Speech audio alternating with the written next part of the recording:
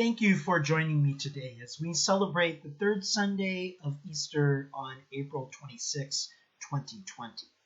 I am Pastor Lester Spees, and I have the privilege of serving as pastor at Memorial Lutheran Church in Glendale, Wisconsin. Please feel free to visit our website or our Facebook page to learn more about us and to find different ways to communicate with us.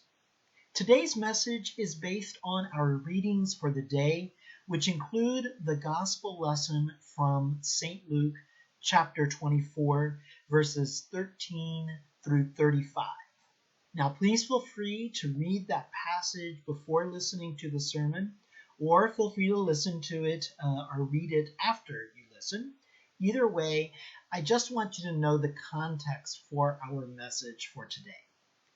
And before I start my message, I also want to take an opportunity to thank all of the members and friends at Memorial Lutheran Church for all that you do to take care of one another.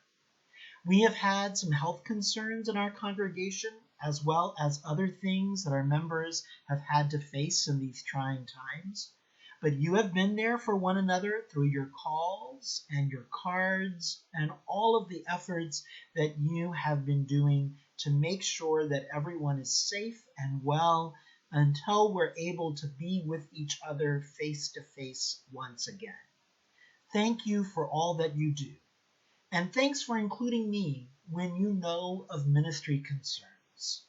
I miss everyone, and I look forward to being with you again when it is safer to do so. In the meantime, stay safe and healthy.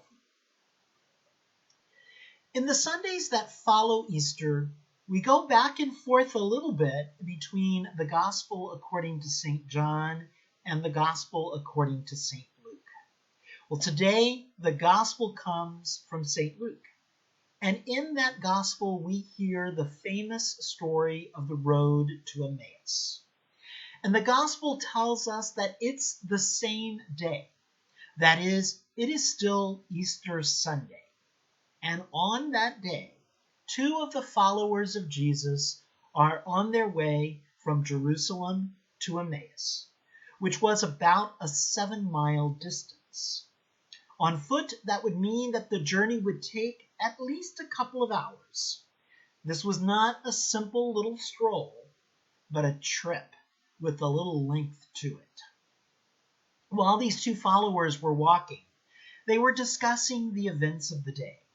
That is, the reports that Jesus, the one whom they had directed their faith and hope, the one who had died on Good Friday, was now risen from the dead and had been seen by some of the women from their group.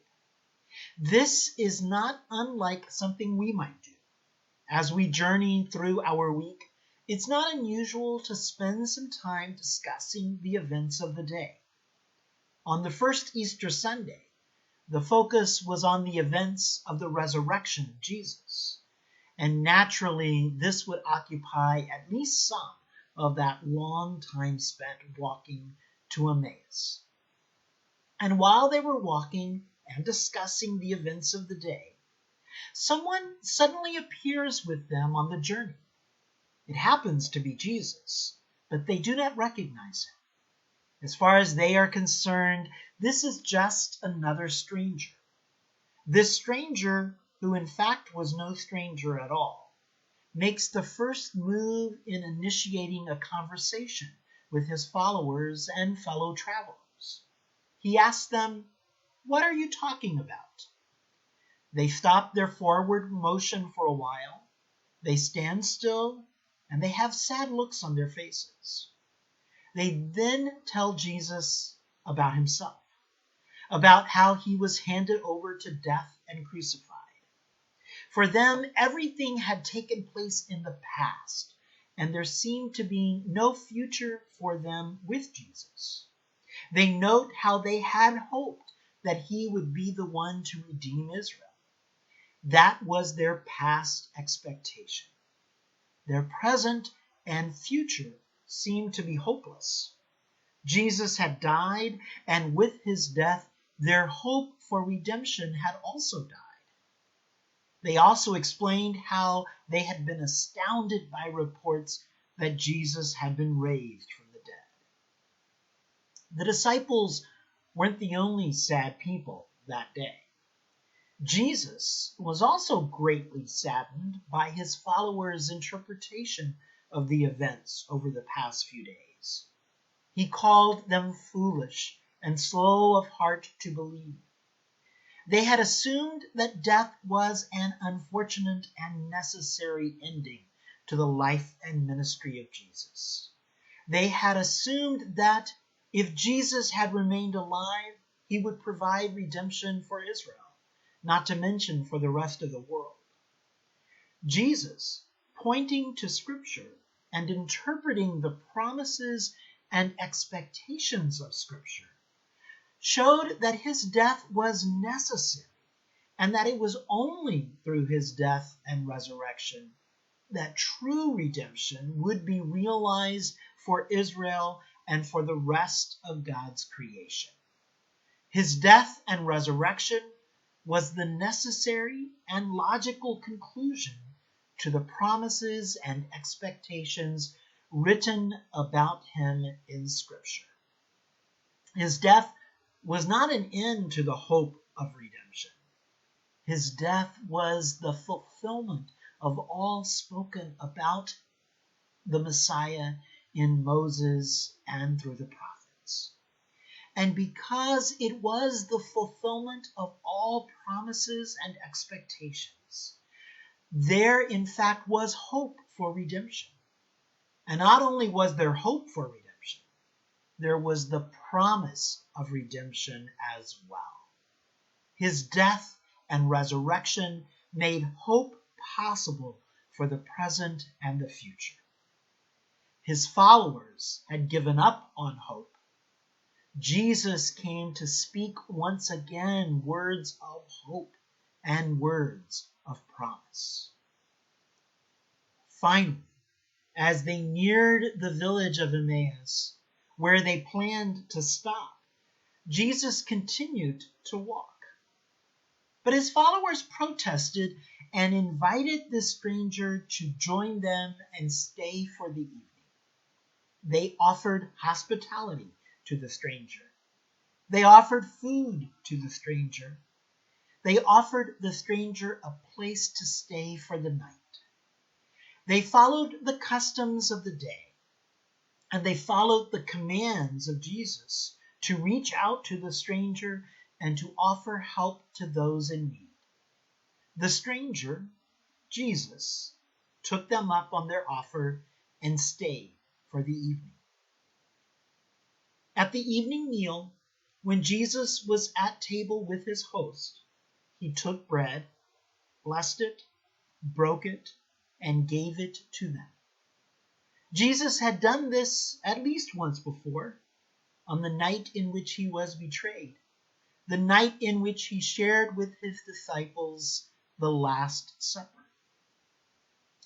And at that meal, Jesus had commanded his disciples to do this in remembrance of him. The followers did not recognize the body of Jesus. They did not recognize the walk of Jesus. They did not recognize the voice of Jesus.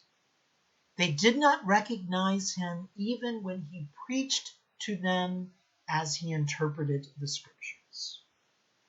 They did recognize him after the breaking of the bread. The breaking of the bread became an opportunity for revelation. Their eyes were opened. Their hope became restored once again. Word and sacrament had come together, and they saw the true identity of the stranger.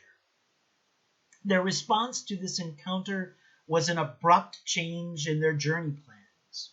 Immediately, abruptly, that same hour, they turned around and made that 7-mile trip back to Jerusalem in order to share with the community of the disciples what had taken place with them. They had now seen what was once hidden, They had not recognized the one who at one time they had now recognized the one who at one time had been unrecognizable. They had now verified the rumors that had been going around. They were filled with excitement and eager to tell others what they now knew. And that is exactly what they did. Now, did you notice the movement, the flow of activity that has taken place in this lesson? They meet together, they exchange words with one another, they listen to Scripture and the interpretation of Scripture. They enjoyed a meal together. They came to recognize the identity of Jesus, and they left the place of revelation to go out into the world to share with others what had been shared with them. This movement, this flow of activity, is like what happens when we get together for worship, which hopefully we will get together to do that again soon in the very near future. When we gather for worship together, we share words with one another through our liturgy and our singing of hymns. We listen to the words of Scripture. We hear those words interpreted through the sermon. And we gather around the table of the Lord and witness the taking, blessing, breaking, and giving of bread. And in all of this, it is hoped that our eyes too will be opened to seeing the presence of Jesus in and among us. It is hoped that our hearts will burn within us as we hear the Scriptures being opened to us. And it is hoped that we too will leave the place of revelation to go out into the world and share with others what we have experienced in this place, how Jesus has been made known to us. Recognizing the resurrected Jesus may not always be an easy task. Even those who followed Jesus when he walked on this earth had some difficulty with that task. But the word for us today is that Jesus still lives among us. Jesus still preaches sermons to help us understand the Scriptures and how he fulfilled what we find there. Jesus still is present in the breaking of the bread when we are blessed to gather around the table of our Lord once again. And we are still responsible for sharing all that we have seen and experienced as we go out into the world. When we gather to worship, we experience much of what the followers of Jesus experienced when they made that 7-mile trip to Emmaus. May we, like them, also share the good news that Jesus has been made known to us. Amen.